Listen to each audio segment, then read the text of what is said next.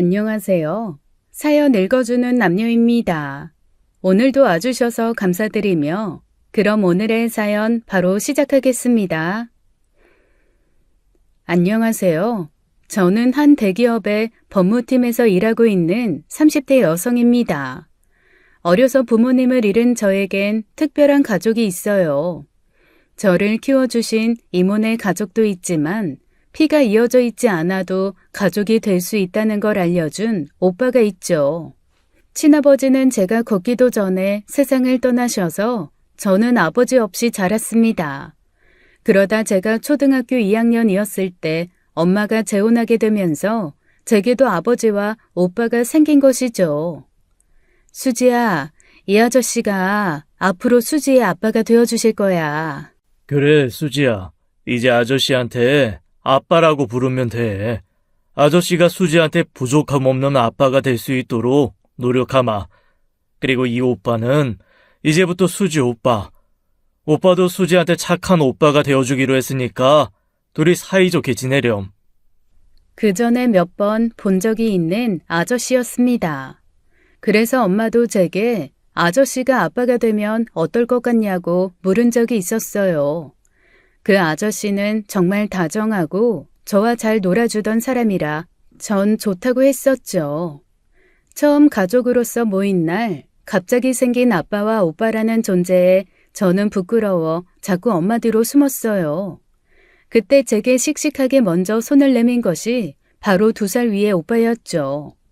제가 9살, 오빠가 11살 때였으니 둘 다 아이였는데도 오빠는 제법 어른스러운 티를 냈었어요. 안녕? 난 우진이야. 김우진. 이제부터 내가 너 오빠야. 알았지? 저는 처음부터 오빠와 아빠가 정말 좋았습니다. 아빠 있는 친구들을 볼 때마다 제가 꿈꿨던 사람들이었으니까요. 저에게 아빠와 본품보다 더 좋은 부록처럼 딸려온 오빠라는 존재는 제 어린 시절을 풍성하게 만드는 마법 도구 같은 것이었어요. 그때 기억을 돌이켜보면 어떤 힘든 일이 있어도 웃음부터 새어나올 정도예요. 아빠는 한 번도 제게 큰 소리 치신 적이 없고 늘 저를 존중해주고 아껴주셨죠. 다른 친구들은 자라면서 오빠랑 싸우는 일도 많고 맨날 심부름만 시켜 싫다는데 오빠는 저한테 심부름 한 번 시킨 적이 없어요. 그래서 제 친구들 사이에서 저희 오빠는 일명 엔젤 오빠라고 통했습니다.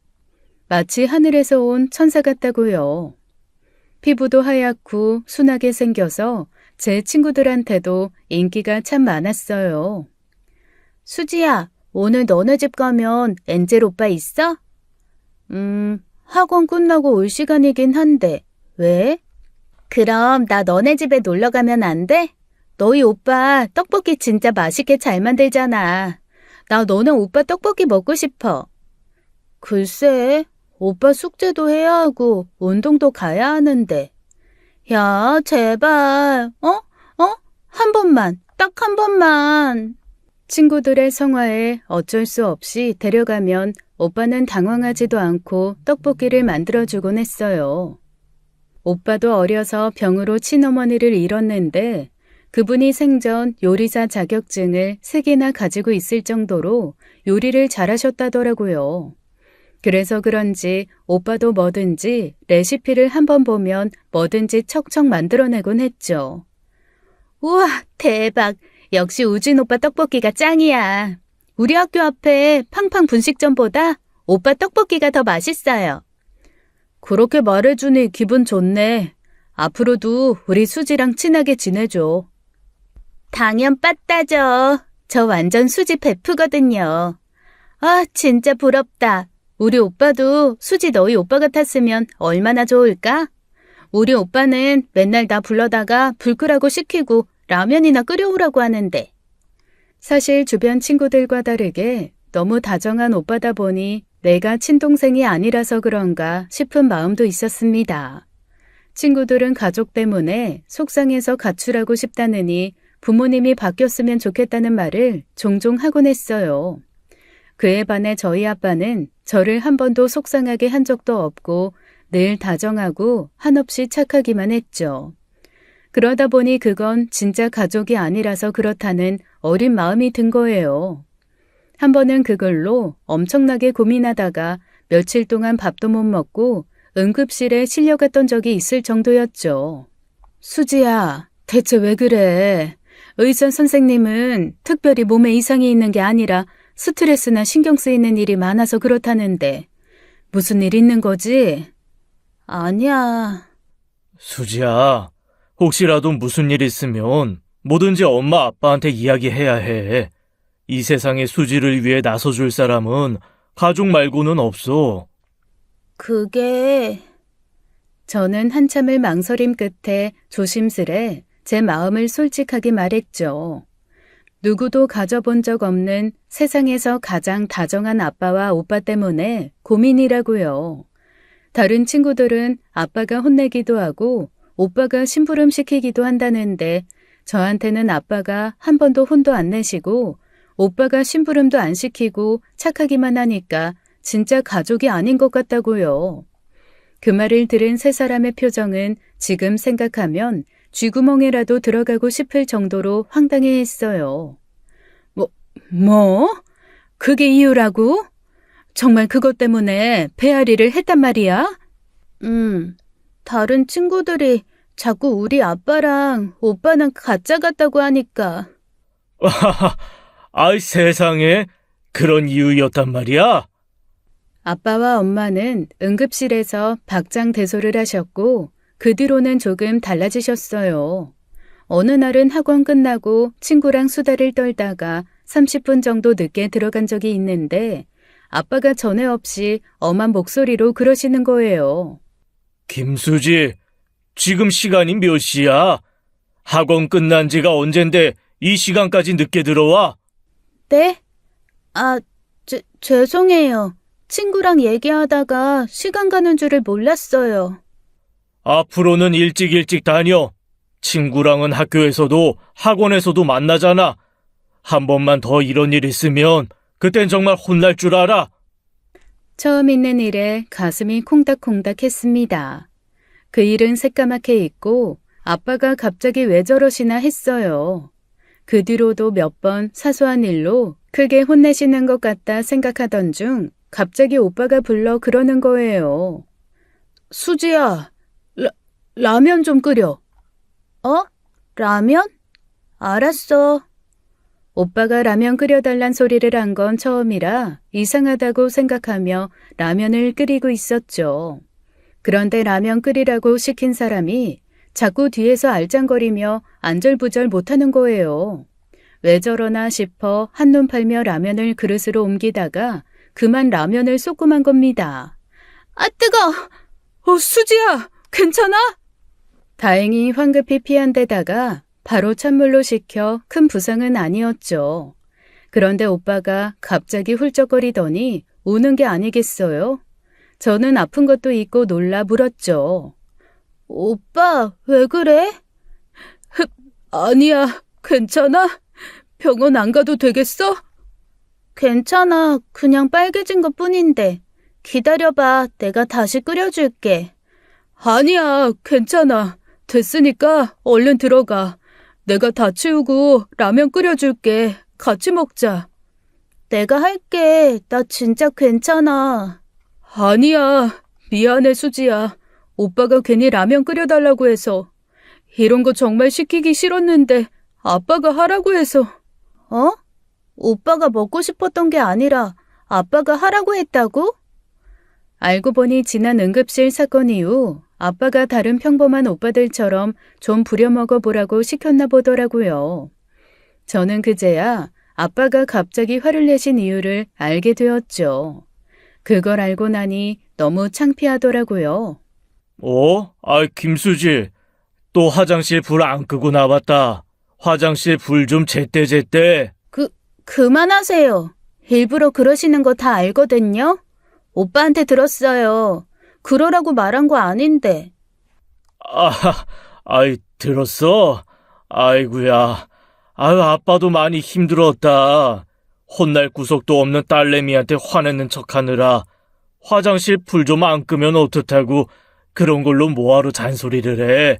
깜빡 잊으면 내가 끄면 되는 걸. 죄송해요. 괜히 신경 쓰이게 해서. 아니야.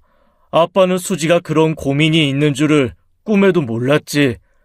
아빠가 혼내지 않는 건 수지가 혼낼 만한 일을 하지 않고 뭐든지 잘하기 때문이야. 사소한 실수를 하면 혼내지 않더라도 알아서 바로 잡잖아. 그러니까 아빠랑 오빠가 진짜 가족이 아니라는 그런 생각은 하지 않았으면 좋겠다. 알았지? 네. 그런 가족의 품에서 8년을 행복하게 살았던 거예요. 8년이면 짧은 것 같아도 내 인생이 80살이라면 무려 10분의 1을 차지하는 아주 긴 시간이잖아요. 저는 8년 동안 받은 사랑으로 지금까지 단단하게 살아왔다고 자부할 수 있습니다. 아낌없이 온전한 사랑을 준 가족이 있기에 무슨 일이 있어도 헤쳐나갈 수 있었던 거예요. 그 생활이 8년 만에 끝난 건 갑작스러운 교통사고로 엄마가 돌아가시게 되면서였어요.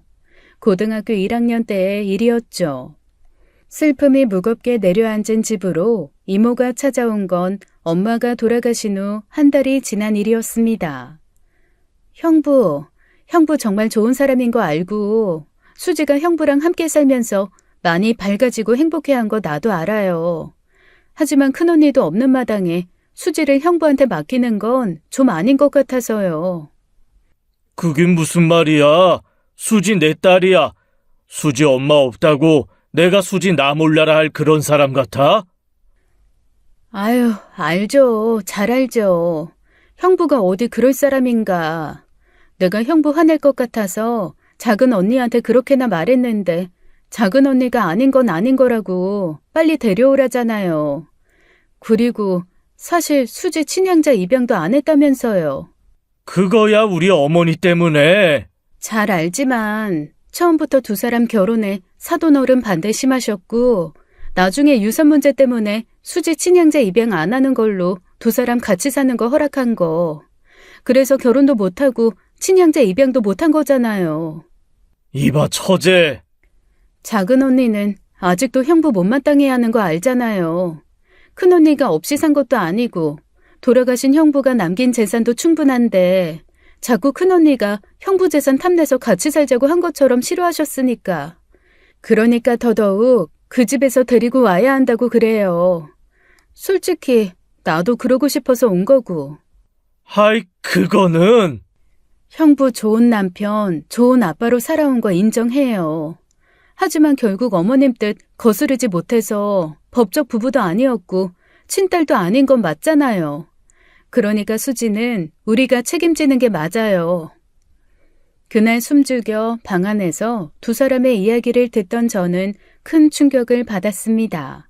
어른들의 일에 그런 비밀이 있는 줄은 꿈에도 몰랐거든요. 확실히 오빠 할머니는 저를 그다지 좋아하지 않긴 했어요. 명절에 찾아가면 특별히 말 거는 법도 없으시고 세뱃돈도 한 번 주신 적이 없으니까요. 그건 예상했던 일이었지만 그런 이유로 실은 부모님이 그저 사실혼 관계로 지냈고 저 역시 친딸이 아니었다는 사실은 좀 충격이었습니다. 결국 두 사람은 실랑이를 벌이다 제 의사에 맡기기로 했고요. 그 사실을 몰랐더라면 아빠와 함께 살겠다고 했겠지만 그 말을 듣고 나니 같이 살고 싶다는 말이 안 나오더라고요. 저에 대한 책임이 전혀 없는 사람 밑에서 엄마도 없이 지낸다는 건 그야말로 민폐잖아요. 이모 집으로 갈게요. 수지야. 그게 맞는 것 같아요. 이모가 돌아가고 나서도 아빠와 오빠는 저를 설득하려 들었습니다. 하지만 아빠가 그럴수록 이모 집으로 가야겠다는 생각이 들더라고요. 나중에서야 알았지만 이모는 그 이야기를 일부러 제가 있는 집안에서 꺼낸 거였어요. 유대감이 탄탄한 가족이라는 걸 알았기에 제게 상처가 되는 줄 알면서도 그랬답니다. 그렇지 않으면 새아빠에게 너무 큰 신세를 지게 될 것 같기도 하고 그쪽 할머니 때문에 듣지 말아야 할 소리도 들을 것 같았다고요. 수지야, 언제든 돌아오고 싶으면 돌아와. 아빠랑 오빠는 항상 여기 있을 거야. 알지?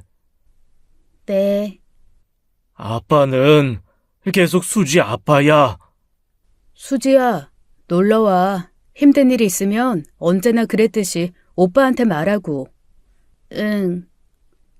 헤어지는 길 애써 두 사람의 얼굴을 보지 않으려 땅만 보고 있었습니다. 차문이 닫히고 두 사람과 멀어지면서 뒷좌석에서 목을 놓아 울었어요.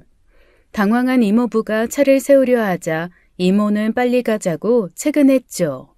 엄마가 돌아가시고 아빠, 오빠와도 헤어지면서 저는 가족 전부를 잃은 것만 같았습니다. 제 사정을 아는 친구들이 묻곤 하더라고요. 그래서 그날의 결정을 후회하느냐고요.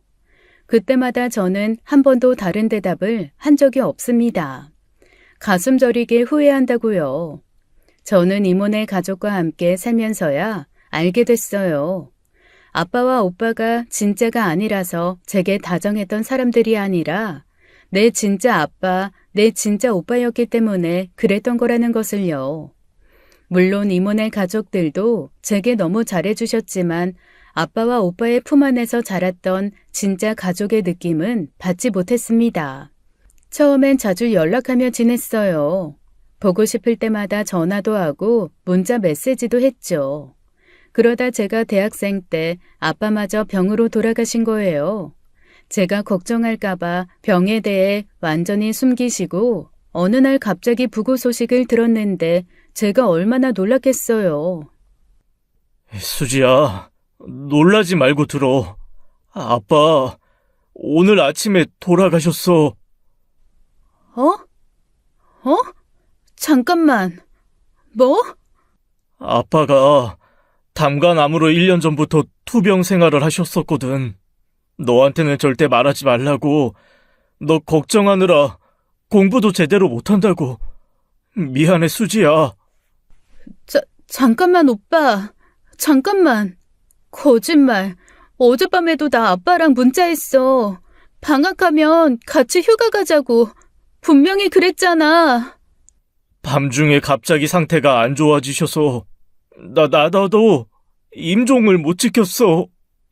저는 우리 가족이 살던 곳으로 가 사흘 내내 아빠 빈소리를 지켰습니다. 조문객을 맞이하고 사람들이 누구냐고 할 때마다 딸이라고 소개하면서요. 입관하실 때도 제 울음소리 때문에 다른 분들이 더 눈물이 났다고 하더라고요. 저 하는 걸 보니 남의 자식이란 소리 나올 수가 없겠다고요. 오빠 고모가 할머니를 붙들고 원망스레 한 소리 하기도 했죠. 그러게, 자식 새끼 떨어뜨려놔 오빠 가슴에 못 박아 기분 좋수? 이게 다 엄마 때문 아니야. 오빠가 얼마나 수지를 딸이라고 아꼈는데. 수지 엄마도 수지도 다 엄마 눈치 보느라 생이별한 거 아니야. 솔직히 저도 할머니가 무척 원망스러웠어요. 어쩌면 할머니만 아니었어도 아빠와 함께 할 수 있는 시간이 더 길었을 텐데 했으니까요. 그런데 자식 앞세운 할머니 표정도 말도 못하게 힘들어 보이셔서 차마 그 탓을 할 수가 없었습니다. 그저 말없이 가서 눈물진 얼굴로 한번 안아주시니 우시면서 제 등을 다독여 주셨죠. 돌아오는 길에 아빠가 보낸 마지막 문자를 읽고 또 읽고 또 읽었어요. 우리 딸 안 본 지 너무 오래돼서 보고 싶네. 바쁘면 꿈에라도 찾아와줘. 바쁘면 얼마나 바쁘다고, 멀면 또 얼마나 멀다고 자주 찾아뵙지 못했는지 너무 후회스러웠습니다. 그 일이 저에게 너무 큰 충격이 되어 아무것도 하지 못했어요. 결국 다니던 학교도 휴학하고 한 달 동안 집에만 있었죠. 그때 미국에 살던 이모한테서 연락이 온 거예요. 수지야, 너 미국 와라. 여기서 학교 다니고 이모랑 같이 지내자, 응? 싫다고 했잖아. 그러면 계속 방 안에만 그렇게 있을 거야? 미숙이가 그러는데 너 밥도 제대로 안 먹고 종일 방에만 틀어박혀 있는다면서. 그럴 때일수록 전혀 다른 환경으로 가야 잊을 수 있는 거야. 이모 괜히 하는 소리 아니야, 응? 이모가 미국으로 오라고 한 건 처음이 아니었습니다. 원래는 엄마의 동생이자 첫째 이모가 저를 맡기로 한 것이었어요. 일찍이 미국에 가서 살게 된 이모는 엄마보다 훨씬 더 빨리 결혼해서 저보다 5살 많은 언니가 있어요. 언니를 아이비리그 대학에 합격시킨 이모는 엄마가 살아있을 때부터 계속 저를 미국으로 보내라고 했었거든요. 그런데 제가 미국에 가지 않겠다고 하면서 작은 이모 집에서 지내다 서울에 있는 대학에 가게 된 것이었어요. 큰 이모는 이때다 싶어 다시 연락해 지금이라도 빨리 오라고 끈질기게 설득했습니다. 솔직히 어디든 상관없겠다 싶더라고요. 작은 이모는 정 그러면 가서 기분 전환이나 하다 돌아오라고 했고요. 그렇게 탄 비행기인데 다시 돌아오기까지는 엄청나게 긴 시간이 걸린 것이죠. 그 후로 저는 미국 학교에 편입해 졸업하고 로스쿨에 들어가 미국에서 변호사가 되었습니다. 그 사이 오빠와의 연락도 뜸해졌어요. 표면적으론 서로 사는 곳이 멀어지다 보니 그렇긴 했지만 솔직히 오빠한테 화가 나 있기도 했었거든요. 아무리 아빠가 말하지 말라고 했다고 어떻게 그 사실을 숨기나 싶어 연락을 잘 안 하게 된 것이었죠. 그러다 보니 1년, 2년 그렇게 어쩌다 한번 안부만 묻고 산 지 15년이 흐른 것이에요. 그 사이 저는 결혼을 하고 3년의 짧은 결혼 생활을 마치고 이혼하게 되었습니다. 이혼 사유는 배우자의 바람이었어요. 생각지도 못한 배신에 충격이 컸고 일도 쉬어야 할 정도로 힘든 시간이었죠. 그런데 문득 한국에 가고 싶다는 생각이 들더라고요. 슬픔을 외면하고 산다고 엄마 아빠한테 간 지도 너무 오래됐고 그냥 제가 가장 행복했던 시간이 떠오르면서 그리워진 거예요. 그래서 잠깐 휴가 간다는 생각으로 한국에 오게 된 건데 어쩌다 보니 눌러앉게 되었습니다. 엄마 아빠 납골당을 찾다 보니 자연히 오빠 생각이 나서 연락했어요. 오빠는 생각보다 더 반갑게 저를 만나러 와주었죠. 수지야, 이게 대체 얼마만이야? 잘 지냈어? 응, 잘 지냈어. 오빠는 왜 이렇게 말랐어? 다이어트라도 하는 거야? 그냥 먹고 살기 바빠 그렇지 뭐. 뭐 먹을래? 한국은 언제 온 거야? 뭐 먹고 싶은 거 있어? 근데 갑자기 왜 오게 된 거야? 하나씩 물어봐. 나 삼겹살 먹고 싶어. 완전히 한국식 삼겹살. 이왕이면 묵은지 맛있게 나오는 곳으로. 그래? 가만 보자. 뭐 아는 곳 있어. 가자. 나 이혼하고 온 거야. 오빠한테 말했었지? 3년 전에 나 결혼했다고. 정말? 심각한 표정 하지 마. 살다 보면 그런 일도 있는 거지 뭐. 나 오빠한테 위로받으려고 온 거 아니야. 기분 전환하러 온 거지. 오빠는 어때? 애가 지금쯤 5살쯤 됐나? 아들 하나, 딸 하나. 그래. 5살, 3살. 한 번을 못 왔네. 진작 만났어야 하는데. 이거 애들 뭘 좋아할지 몰라서 그냥 미국에서 인기 있는 거 사왔어. 새언니 것도 샀는데 취향 때문에 걱정이네. 스카프야. 이런 거 해? 너무 과하면 또 부담될까 싶어서 적당한 걸로 골랐는데. 뭘 이런 걸 다 챙겼어. 네가 마음 써서 준비한 건데 뭐든 좋지. 나는 뭐 하나 준비도 못했는데. 내가 뭐 오빠한테 받으러 왔겠어? 맛있는 밥이나 사줘. 미국에서 왔으니까 2손 무겁게 와야 하는 건 나지. 그날 오빠와 오랜만에 함께 밥을 먹으면서 저는 확신했습니다. 저는 한국에 있어야 한다고요. 미국에서 지낸 시간도 많았지만 역시 이곳이 내가 있어야 할 곳이라는 생각이 드는 곳은 한국이었어요. 그래서 미국 생활을 전부 정리하고 다시 한국으로 정착하게 된 것이었죠. 그동안 번 돈으로 적당한 아파트와 차를 샀어요. 엄마가 남겨주신 유산은 성인이 된 후 이모에게 받았고 이모들 조언대로 건물을 구매해 두었죠. 그게 생각보다 크게 올라 사실 일을 하지 않더라도 먹고 살 길은 충분했어요. 미국에 있는 동안 건물 관리는 이모가 다 맡아주셨어요. 한국에 와 외국의 기업의 법무팀에서 일하게 돼서 사실상 건물 관리를 하는 게 쉽지는 않았어요. 그래서 앞으로도 지금까지 그랬던 것처럼 매달 용돈을 드리고 이모가 관리하시기로 하셨습니다. 그렇게 한국에서 정착하게 되면서 자연히 오빠와 연락하는 날도 많아졌어요.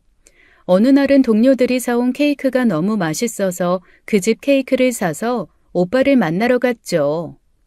오빠, 이거. 여기 케이크 너무 예쁘고 맛있더라. 알고 보니까 쌀로 만든 케이크라 속도 편하고 너무 좋대. 가서 애들이랑 세연이랑 먹어. 아, 수지야, 고마워. 근데 앞으로는 이런 거 안 사봐도 돼. 왜? 혹시 케이크 싫어해? 그게 아니라, 그게, 아, 오빠는 난처한 듯 눈을 껌뻑거리면서 한참을 망설이다가 그러더군요. 저는 제가 뭐 실수한 거라도 있나 싶었는데 생각지도 못한 이유에 저도 놀랐어요. 집사람이 좀 안 좋아해서. 어? 뭘? 케이크를? 아니, 실은 집사람이 질투가 좀 많아. 그래서 이런 거 사가지고 가면 누구 만났냐고 꼬치꼬치 캐묻고 그러는데 나도 좀 피곤해서. 아, 그럼 그냥 동생 만났다고 하면 되잖아. 그게, 그때까지만 해도 오빠가 동생 만나는 건데 뭐가 문제가 되나 싶어 몰랐어요. 그런데 오빠가 우물쭈물하며 자꾸 말을 고르려고 하는 걸 보고서야 아차 싶었죠. 저희가 8년 동안 남매로 한 집에서 살긴 했지만 법적으로 보나 뭐로 보나 친남매는 아니잖아요. 그러니 오빠도 난처했던 거예요. 아, 맞네. 오빠는 좀 난처할 수도 있겠다. 아유, 그래도 그냥 친동생이나 다름없는데 이해 못하실까? 좀 유난스럽게 질투가 많아서. 실은 너 왔다고 말도 못했어. 어렸을 때 앨범을 봐서 어렸을 때 함께 자랐던 의붓 동생이 있다는 건 아는데 미국 살아 못 본 지 오래됐다고 했거든. 그래, 알았어. 오빠 편할 대로 해. 그러면 내가 그때 준 스카프는 어쨌어? 설마 애들 선물도 안 갖다 줬어? 그건 출장 갔다 오는 회사 동료한테 부탁했다고 하면서 내가 준비한 것처럼 하고 줬어. 미안해. 너가 생각하고 준비해준 건데. 그랬어? 잘했어. 누가 줬다는 게 뭐가 중요해. 나는 오빠만 내 마음 알아줬으면 됐어. 그때까지만 해도 저는 오빠가 한 말을 그다지 대수롭지 않게 생각했습니다. 미국에서도 변호사로 활동하면서 질투 많은 배우자야 지겹게 봤었으니까요. 질투는 국적 불문, 성별 불문이라 뻔뻔한 제 전남편도 바람피운 주제에 질투는 많아서 허구한 날 제 남자 변호사 동료와의 관계를 의심하곤 했었죠. 그런 이유로 저는 오빠 배우자에게 존재감 없는 사람이 되어 가끔씩 만나는 사이가 되었습니다. 그러던 어느 날이었어요. 한 달여 만에 만나 저녁을 먹으며 안부를 묻는데 그러더라고요. 집사람이 꽃집을 한다고 해서 준비 중이야. 꽃집? 꽃 좋아하셔? 원래 꿈이 플로리스트였거든. 그래서 전부터 꽃 선물을 무척 좋아하기도 했고, 애들 어린이집 보내놓고 시간이 좀 남고 하니까 이제 돈 좀 벌어보고 싶다고 하더라고. 그래서 틈틈이 발품 팔고 다니느라 정신이 없네. 아, 그래? 혼자 하는 꽃집이면 그렇게 큰 가게가 아니어도 되니까 괜찮겠다.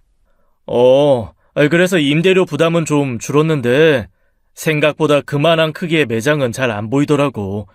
아내가 원하는 곳은 임대료가 너무 비싸기도 하고. 아, 아무래도 그렇지. 그 매장 크기가 다소 애매하긴 하니까. 아, 맞다. 그 순간 제 머릿속에 떠오르는 게 있었습니다. 바로 제 건물에 입주해 있던 네일샵을 운영하던 세입자의 계약이 만료된 것이었어요. 이모로부터 그 소식을 들었고 부동산에 내놓을 거라고 했던 말이 떠오른 거예요. 저는 그곳에 새언니의 꽃집이 들어오면 참 좋겠다는 생각을 한 겁니다. 그래서 오빠에게 제 건물 위치를 알려주며 그곳은 어떻냐고 먼저 제안한 것이죠.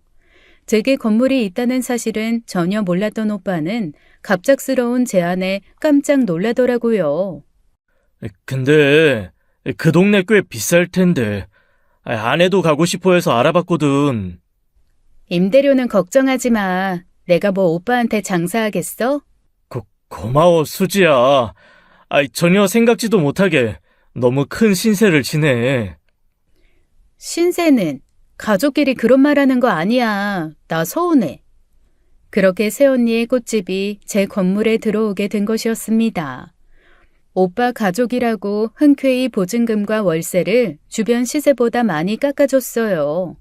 대신 대외적으로 알려지면 안 되기 때문에 그 돈을 제가 충당해 두는 쪽으로 했죠. 그 돈 없다고 제 삶이 크게 나아지는 것도 아니니까요. 그런데 꽃집을 시작한 지 얼마 안 돼 이모가 이상한 이야기를 하더라고요. 수지야, 네 새언니라는 사람 말이야. 꽃집 여자 너무 이상해. 이상하다니? 뭐가 이상해? 사람이 너무 불만이 많아. 이것저것 멀쩡한 건물 트집 잡아서 멀쩡한 거 다 고쳐달라고 하는 것까진 그러려니 하는데 자꾸 길가에 화분 좀 내놓지 말라고 해도 말을 안 듣고 매일같이 그 앞을 물바다를 만들어 놓으니 그 옆에 카페에서도 난처해하고 말이 많아. 이야기는 해봤어? 해봤지. 근데 물을 줘야 하는데 어쩌냐고. 물 뿌린다고 물이 고이면 그게 길 문제 아니냐고. 구청 가서 얘기하라는 거 있지? 뭐 틀린 말은 아니긴 한데 이모 입장에선 좀 피곤하겠네. 여태 그런 사람은 없었던 것 같은데. 없었지. 처음엔 네 부탁받고 한 일이었지만 상가 사람들이 다 좋아서 얼마나 편하게 했는데. 처음엔 세입자로서 당연히 할 수 있는 이야기라고 가볍게 생각했었습니다. 제 잘못이지만 전부 이모한테 맡긴 일이었고 한국 일이라 제가 대처하기 어려운 부분도 있었거든요. 자연히 해결되겠거니 가벼운 문제라고 생각했는데 둘째 딸부터는 월세도 제때 들어오지 않았다는 거예요. 그래서 이야기를 했더니 적반하장으로 월세도 안 나오는 곳이라며 보증금에서 빼달라고 했답니다. 그 말에 조금 빈정상하긴 했지만 처음엔 오빠 생각해서 참았어요. 하지만 주변 상가 사람들과 갈등을 일으켜서 항의가 잦다는 이야기에 결국 오빠에게도 이야기하게 된 거예요. 그러자 오빠는 어쩔 줄을 몰라 하며 미안해 하더군요. 미안해, 수지야. 집사람이 그런 문제를 일으키고 있을 줄은 몰랐어. 진작 말 좀 해주지. 괜히 내 생각해 참은 거 아니야? 알게 되면 괜히 얼굴 붉힐 일인데 조용히 넘어가자 싶었던 거지. 오빠가 부탁해서 내가 건물주라는 얘기도 못하게 했는데. 미안해, 정말. 일단 내가 잘 알아듣게 설명할 테니까 맡겨줘. 이런 일로 신경 쓰이게 해서 정말 미안하다. 미안해하는 오빠의 목소리를 들으니 저도 미안해지는 게 마음이 너무 불편하더라고요. 그 뒤로는 잠잠하다는 이모의 말에 해결이 됐구나 싶던 어느 날이었어요. 어느 날 밤 뜬금없이 오빠에게 메시지가 온 것이죠. 옛날 우리 참 행복했었는데 요즘 들어 자꾸 그때 생각이 난다. 그립기도 하고 돌아가고 싶다는 생각도 들고. 저는 오빠한테 무슨 일이 있구나 싶어 연락했지만 오빠는 받지 않았습니다.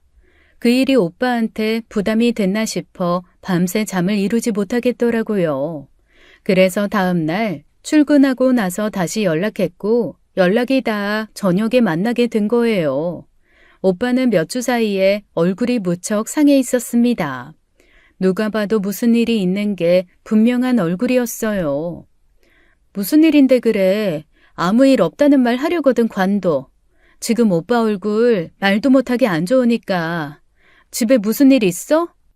그냥 요즘 들어 부쩍 아버지 생각도 나고 엄마 생각도 나고. 수지, 너는 알지? 나 엄마 진짜 좋아했었어. 우리 엄마 8살 때 돌아가시고 그 뒤로 친엄마 못지않게 나 엄청 아껴주시고 예뻐해 주셨던 분이니까. 알지. 그러니 나 없는 동안 우리 엄마 납골당 관리도 다 오빠가 하고 있었지. 들었어. 거기 관리인분이 효자 아들이라고 유명하다고.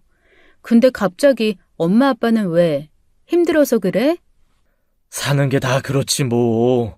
월급은 정해져 있는데 애들 클수록 들어가는 돈도 많고 애들 엄마는 애들 교육에 욕심이 많아. 이것저것 해달라는 것도 많고. 아유, 애 키우는 게 그래. 얼마나 힘든 일이야. 마셔. 오늘은 그냥. 오빠의 현실적인 고민에 저는 딱히 위로해줄 말을 찾지 못했습니다.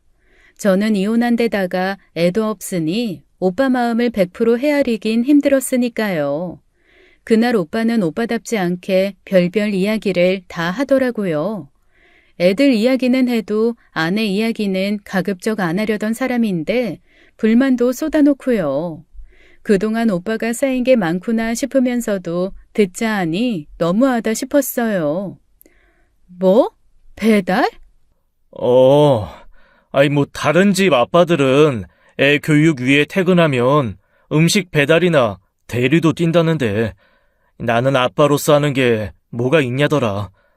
종일 일하다 들어가 퇴근해서 그 이야기를 듣는데 얼마나 허탈하던지. 그러는 새언니는 매장 문 열려있는 꼴을 못 본다는데 그렇게 돈이 궁하면 기껏 오픈한 꽃집이나 잘하지. 자기도 잘 못하면서 무슨 배달 타령이야? 그래서 오빠는 그냥 듣고만 있었어? 그러게. 그냥 듣다 보니까 틀린 말도 아닌 것 같고 남들은 방학 때 해외여행 데려가 준다는데 우리 애들은 가까운 동남아 한 번을 못 가보니까 미안하다 싶기도 하고. 이제 고작 5살, 3살짜리 데리고 무슨 해외여행? 어차피 기억도 못하는데. 지금부터 바짝 벌어 초등학교 들어가고 나서도 충분하고. 까짓거 해외여행 못 가면 또 어때? 우린 뭐 해외여행 즐겨 다녔게? 집사람도 마찬가지일 텐데 우리 클 때랑은 또 다르니까 자기가 못 해보고 산 거 애들한테 해주려고 그러나 싶기도 하고. 미안하다 수지야. 내가 너 앞에서 별 이야기를 다 한다. 어디 가서 하자니 내 얼굴에 침 뱉기라. 나한테 안 하면 누구한테 해? 우리가 괜히 남매야? 그렇게 속상한 마음으로 술을 마시다 보니 어느새 둘 다 취해버렸어요. 그래도 저는 술이 좀 돼서 걸을만 한데 오빠는 영 몸을 가누지 못했죠. 처음엔 오빠를 데리고 우리 집으로 갈까 하다가 새언니 생각하니 그건 아니다 싶더라고요. 전에 오빠가 어느 아파트 산다고 했던 말이 생각나 대리 불러 오빠 차로 오빠 집으로 갔습니다. 지하 주차장에 세워놓고 오빠한테 꼭 집에 들어가란 당부를 하고 저는 그냥 택시를 타고 집에 왔고요. 다행히 다음 날 낮에서야 연락이 되더라고요. 괜찮아? 새언니 전화번호도 모르고 오빠 핸드폰은 잠겨 있어서 연락을 못했어. 우리 집에 데려가자니 집에 연락도 안 하고 그러는 건 좀 아니다 싶어서. 잘했어. 잘 들어갔으니까 걱정하지 마. 그렇게 해결된 문제인 줄 알았는데 며칠 후 회사에서 나오는데 벼랑간 물폭탄이 쏟아진 게 아니겠어요. 저뿐만 아니라 옆에 함께 걸어오던 동료도 물세례를 맞았고 저는 너무 놀라 얼어붙었습니다. 그런데 그게 끝이 아니었어요. 정신 차리기가 무섭게 뺨으로 손이 날아들었거든요. 어머, 수지씨! 왜 이러세요? 저는 미쳐 눈이 돌아간 여자를 앞에 두고 제가 원한 살만한 사람들을 곱씹어 보았습니다. 변호사 일을 하다 보니 앙심을 품고 다시 찾아오는 사람들이 가끔 있긴 했거든요. 하지만 미국도 아니고 기업 법무팀에서 일하면서 저만한 여자한테 원한 살 일이 없어 너무 당황스러웠죠. 그런데 그 여자가 하는 말이 더 가관이었습니다. 왜? 2대 쳐맞으니까 정신이 들긴 하니? 누구세요? 누구세요? 이게 정신을 못 차렸네. 이쯤 되면 내가 맞을 짓 한 게 뭔지 바로 떠올려야 하는 거 아니야? 얼마나 뻔뻔한 년이면 불륜남 와이프를 앞에 두고도 누구세요? 불륜남이라뇨? 이봐요. 그래, 상간녀 낯짝이 그 정도로 뻔뻔해야지. 그래, 안 그래도 살기 퍽퍽하고 열받아 죽겠는데 어디 너 죽고 나 죽자. 오늘 너 죽이고 나도 지옥 갈란다. 아! 이거 왜 이러세요? 놓고 말씀하세요. 여기서 이러시면 안 돼요. 그 여자는 제 머리채를 잡고 흔들기 시작했습니다. 속수무책으로 당하는 저를 보며 동료는 경찰에 신고했고 결국 경찰서로 가는 수밖에 없었어요.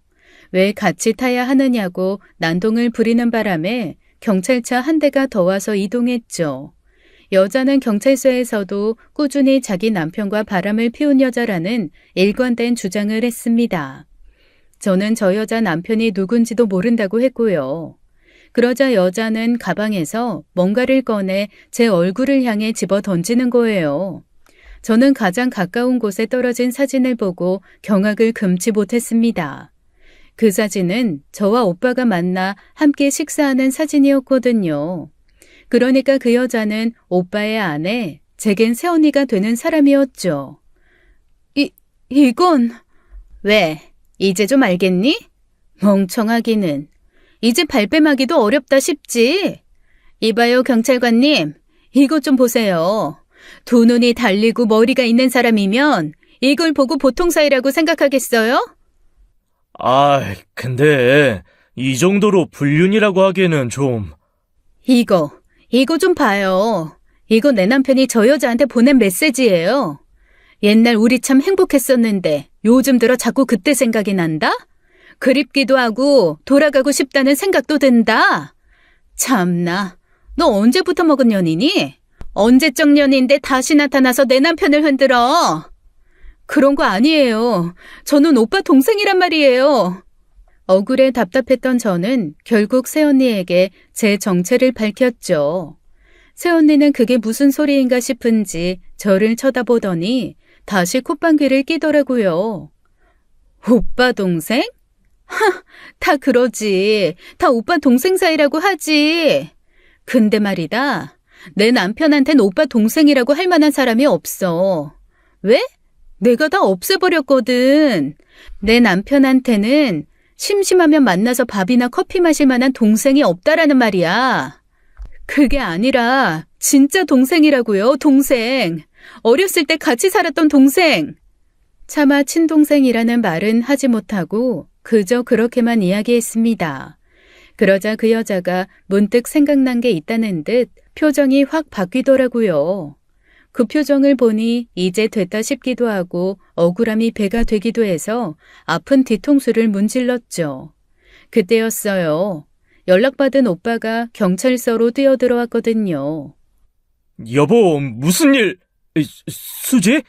수지야, 네가 왜... 새언니는 그제야 뭔가 잘못됐다 싶었는지 아차 싶은 표정으로 저와 남편을 번갈아가며 보는 겁니다.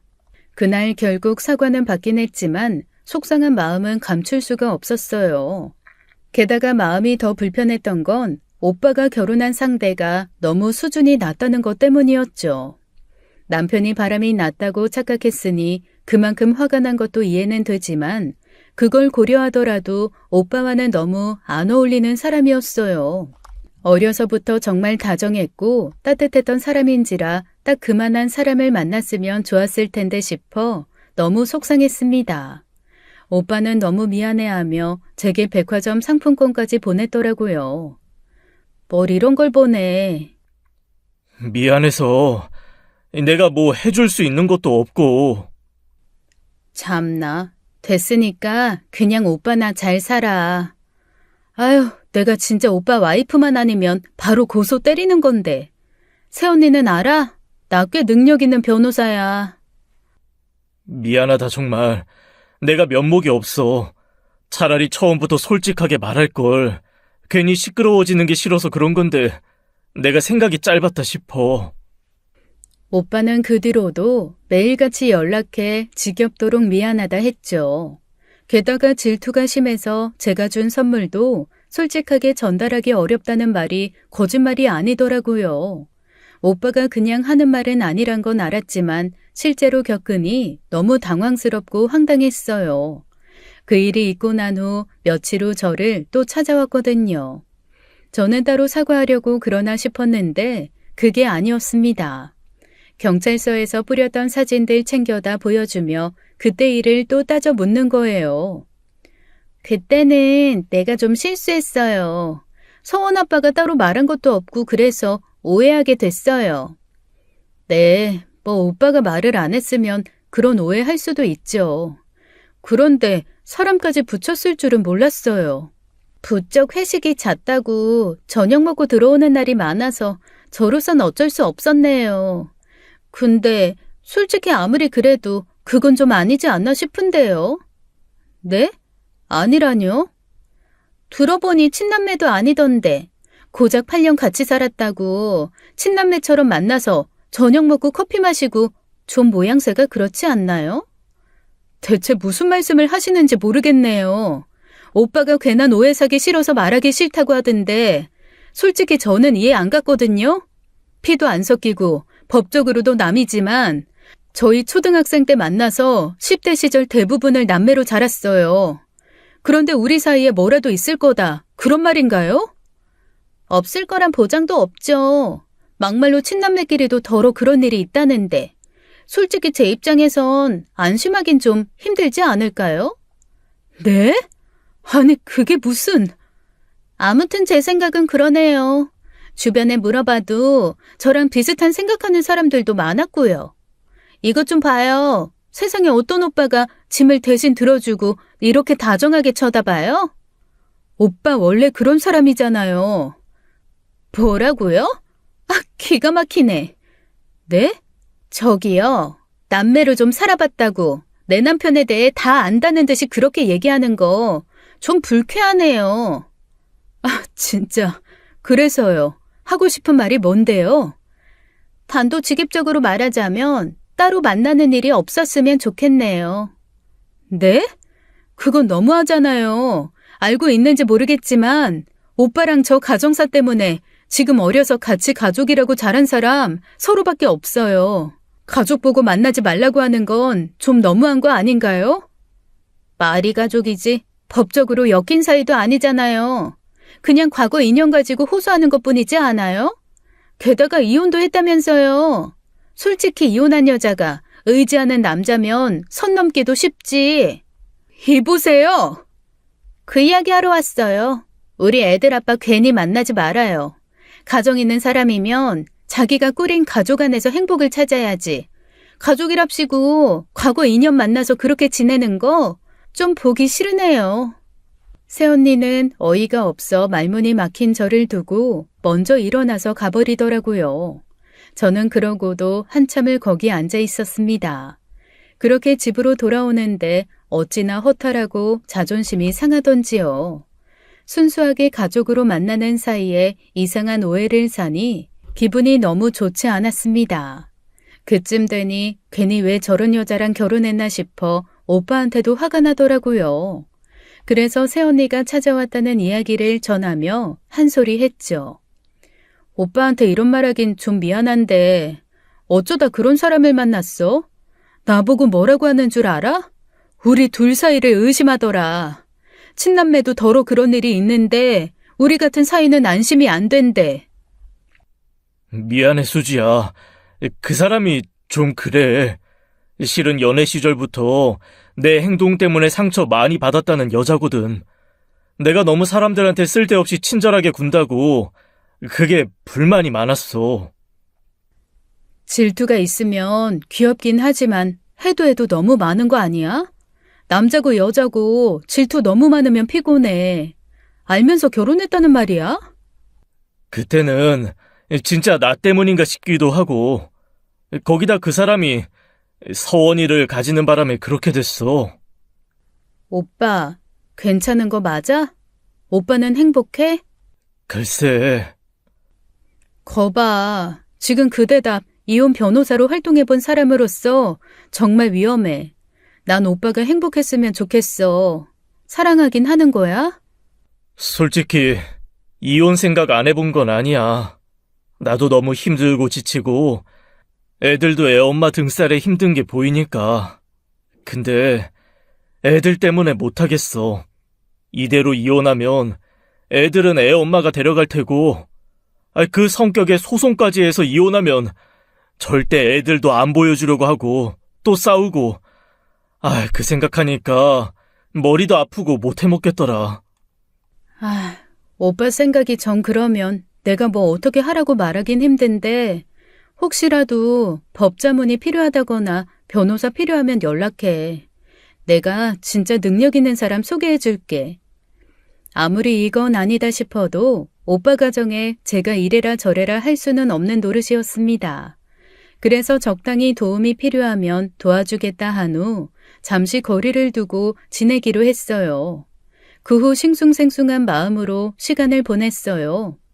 새언니가 회사 앞에서 벌인 일 때문에 회사에 이상한 소문이 나서 상사에게 불려가 한 소리 들어야 했고요. 다행히 오해는 풀렸지만 너무 열받더라고요. 마음 같아선 명예훼손으로 고소하고 싶었지만 오빠 때문에 참아야 했어요. 그런데 자꾸 상가 월세를 밀린다고 이모한테 연락이 오는 겁니다. 안 그래도 열받아 죽겠는데 세입자로서의 의무도 제대로 하지 않으니 도저히 참기 힘들었습니다. 보증금으로 적반하장으로 구는 것도 한두 달이죠. 사이나 좋으면 사정 딱히 넘어가겠는데 그것도 아니니 더는 참아줄 필요가 없다는 생각이 들더라고요. 그래서 처음으로 직접 찾아간 거예요. 뭐예요? 여긴 어떻게 한 거예요? 나 그쪽한테는 꽃 안 팔아요. 아니요, 꽃 사러 온 건 아니고 월세 때문에 왔어요. 월세라뇨? 몰랐나 본데 여기 건물주 저예요. 이모가 대리인으로 관리하고 있고요. 계약서 안 보셨나 봐요. 제 이름 떡하니 있을 텐데. 네? 아니, 그게 무슨... 이 건물 자체의 주인이라는 거예요? 어떡해요? 그걸 일일이 설명할 필요는 없을 것 같고 몇 달째 임대료를 제대로 안 내는 거 법적으로 문제되는 거 아시죠? 지금까진 오빠 생각해서 참았는데 아닌 건 아니니까 제대로 하죠. 이번 달 내로 보증금에서 제한 비용 다시 넣어주세요. 안 그러면 내용 증명 보낼 거니까요. 뭘 그렇게까지 해요? 사정이 되면 월세도 제때 냈겠죠. 근데 장사가 안 되니까 그렇지. 뭐 내가 내기 싫어서 안 내요? 오빠 봐서 참았다면서요. 가족끼리 그 정도 사정은 봐줄 수 있는 거 아니에요? 아니요. 만나지도 못하는데 가족이라고 할 수 있나요? 가족이 아니라며 만나지도 못하게 하더니 월세 이야기가 나오니 가족 운운하는데 기가 차더군요. 제가 그렇게 쏘아붙이니 똥 씹은 얼굴로 저를 노려보길래 이제 좀 굽히려나 했습니다. 그런데 꺼낸 말이 상상을 초월하는 말이더라고요. 왜? 이 핑계로 다시 내 남편 만나려고요? 지금 월세로 수작 부려요? 뭐라고요? 참 서럽네. 이게 건물주 갑질이지 뭐야. 이봐요. 대체 머릿속에 뭐가 들었으면 그딴 생각만 하는지 모르겠는데 그 더러운 상상 속에 저 좀 빼주실래요? 당신 한 사람 때문에 일단 두 사람이 피해보고 있는 줄만 알아요. 오빠도 나도 당신만 아니면 평범한 남매처럼 서로 의지하고 부모님 제사 챙기고 그럴 사이니까. 뭐라고? 참나, 애틋하네 애틋해. 뒷말만 아니어도 되게 이상한 말인 거 알죠? 나 한 사람 때문에 두 사람이 피해보고 있다? 학 기가 막혀서 진짜. 내 남편도 그래요? 내 남편도 그쪽이랑 똑같은 생각이냐고요? 그걸 왜 나한테 물어요? 그쪽 남편이라면서요. 그쪽 원대로 만나지도 않고 연락도 않고 있으니 모르겠네요. 근데 뭘 안다고 그렇게 짓거리세요? 내가 경고했죠. 내 남편에 대해 다 안다는 듯이 이야기하지 말라고. 여자는 눈을 부라리며 소리를 질러댔고 급기야 오빠에게 연락해 당장 가게로 오라고 소리쳤죠. 주변 상가 사장님들도 소란을 듣고 오셔서 말리기 시작했는데 여자는 아랑곳하지 않더라고요. 세상에, 피도 안 섞인 오빠 못 만나게 했다고 월세 독촉하는 꼴이라니. 부끄러운 줄 알아요. 남아있는 보증금이 있는데 건물 있다고 유세 부려요? 네? 문제가 있는지 없는지 법적으로 따져보자고요. 그렇게 한창 의미 없는 말다툼을 하던 중 오빠가 급하게 찾아왔습니다. 새언니는 오빠를 보자마자 눈이 튀어나올 정도로 크게 화내며 그러더라고요. 당신이 말해봐. 이 여자가 지금 나 하나 때문에 두 사람이 피해보고 있다는데 그게 맞아? 당신도 그렇게 생각해? 말해보라니까. 대체 무슨 말을 하는 거야? 서원 엄마, 이러지 말고 일단 집으로 가자, 가긴 어딜 가. 말해보라고. 나 하나만 빠져주면 당신 남매들이 행복할 거라는데 그게 맞아? 여보, 제발 좀! 왜 그래 대체? 내가 당신한테 잘못한 게 뭐가 있어? 당신 말대로 수지랑 연락도 안 하고 만나지 않기로 했어. 그러면 된 거 아니야? 왜 자꾸 그러는 거야? 뭐야 당신? 지금 내 앞에서 당신 동생 편 들어? 야 김우진, 정신 똑바로 안 차려? 알았어. 미안해. 일단 가자, 야 김우진, 말해보라고. 너 지금 누구 편 드냐? 서원 엄마. 오빠는 거의 애원하듯 빌고 있었습니다. 정말 눈 뜨고는 못 봐주겠더라고요. 기가 막혀 깊은 한숨이 나오려던 그때였어요. 갑자기 새언니가 오빠 뺨을 후려친 겁니다. 멀찌감치 구경하던 사람들 입에서 외마디 비명이 새어나왔고 순식간에 공기가 얼어붙었죠. 오빠도 놀라 뺨이 돌아간 채 굳었는데 아무렇지 않아 보이는 건 새언니뿐이었어요. 그 상태로 오빠 뺨을 손바닥으로 툭툭 치면서 그러더라고요. 내가 말했지. 다른 여자한테 여지 주지 말라고. 흘리고 다니지 말라고 말했어, 안 했어? 당신이 그러고도 애 아빠야? 서원이 서연이한테 부끄럽지도 않냐? 보는 사람이 다 민망해 고개를 돌리고 싶을 정도였습니다. 고통은 둘째치고 그 많은 사람들 앞에서 수치심이 들 것 같았죠. 그러다 보니 제가 나서지 않을 수가 없었어요. 이봐요. 어떻게 사람 뺨을 그렇게... 야, 윤미정! 그러다 저도 한 대 더 맞았고요. 말하다가 맞다 보니 잘못 맞아 입에 입술이 찝혀서 피도 났습니다. 오빠가 놀라 손이 올라가려던 걸 제가 막았어요. 말이 안 통하는 상대일수록 더 이성적으로 상대해야 한다는 걸 변호사인 저는 잘 알고 있었으니까요. 오빠, 됐어. 나 이거 그냥 못 넘어가. 저기요, 이제 오빠 와이프로서 존중하는 건 그만할게요. 그리고 명함 지갑에서 명함을 꺼내 씩씩대는 여자에게 건넸습니다. 변호사로 일하고 있어요. 임대료 문제로 곧 내용 증명 나갈 겁니다. 해결이 안 되면 계약 해지하고 명도소송 진행할 거고요. 별개로 폭행죄, 명예훼손죄도 함께 진행될 거니까 미리 알아두시고 적당한 변호사 한번 찾아보세요. 이게 변호사라니? 그냥 그 기업 회사원이랬는데? 왜요? 변호사인 줄 알았으면 몸 좀 사릴 걸 그랬다 싶어요? 그러게 돈 좀 더 써서 사람 좀 제대로 쓰지 그랬어요. 맞는 게 하나도 없었네.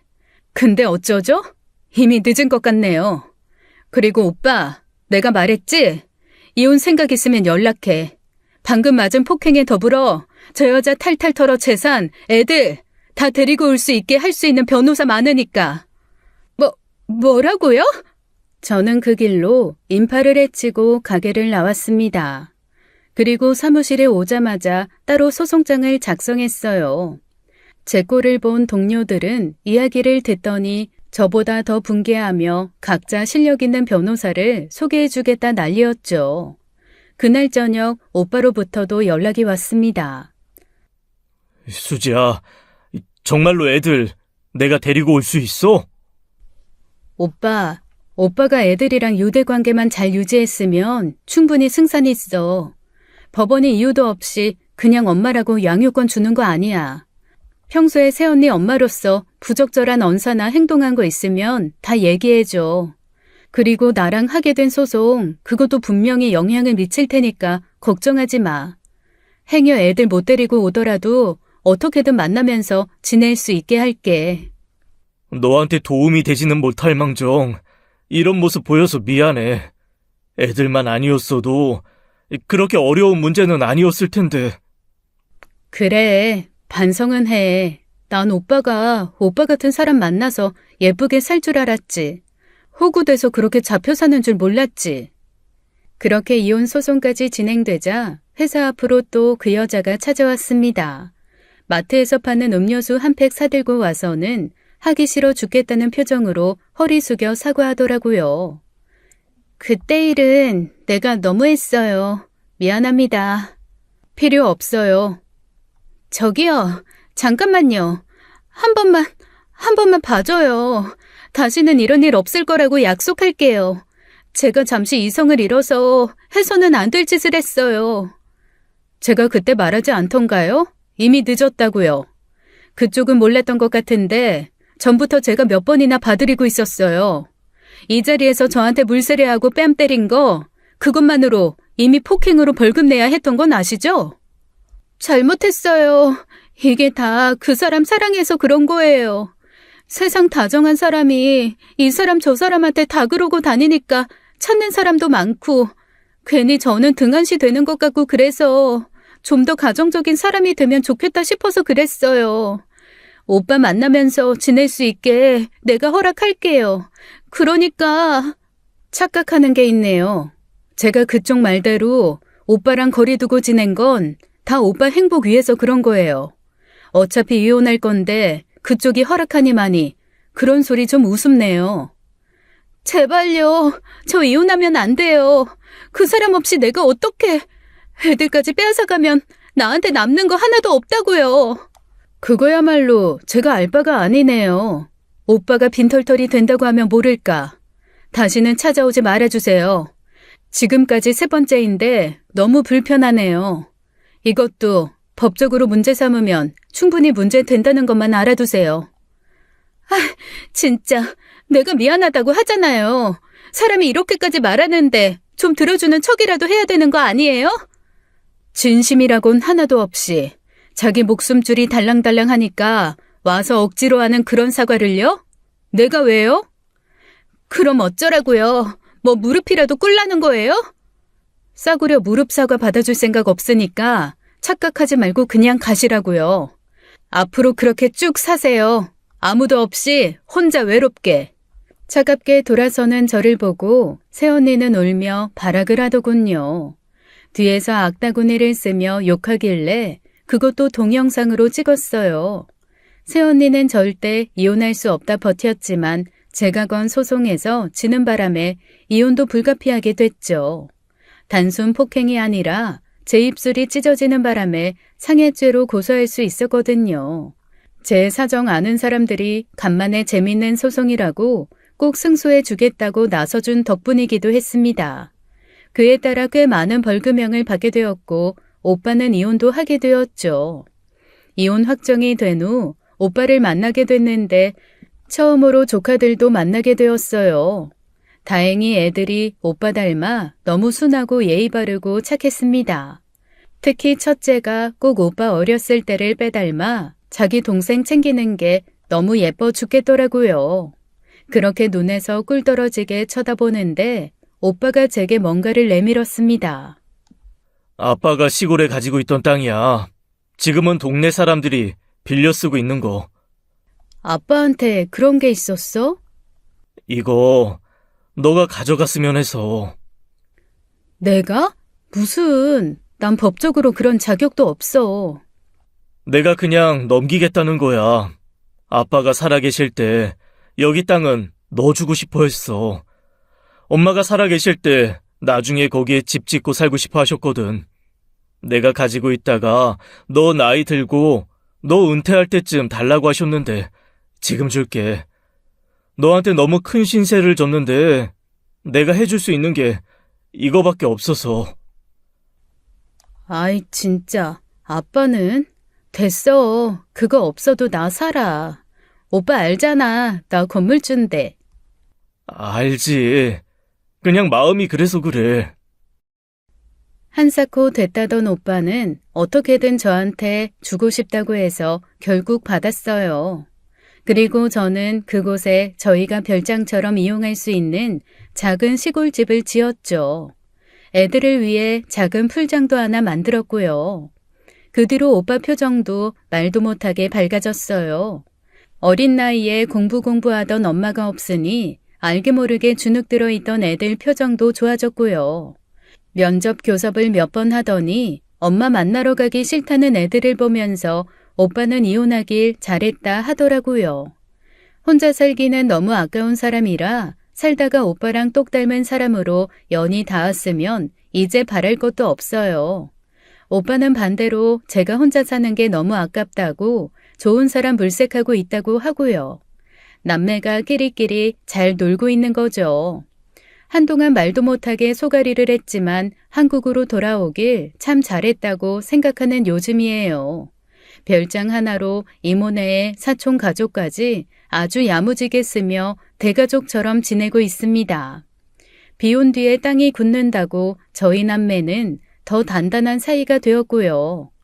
행여 오빠한테 무슨 일이 있거든 두 아이도 책임질 준비가 되어 있을 정도예요. 그런 일은 절대로 없어야겠지만요. 앞으로 우리 남매 가족이 행복한 나날을 보낼 수 있도록 많은 응원 부탁드립니다. 지금까지 사연 읽어주는 남녀였습니다. 끝까지 시청해주신 여러분 감사드리며 저희는 다음 사연으로 돌아올게요. 감사합니다.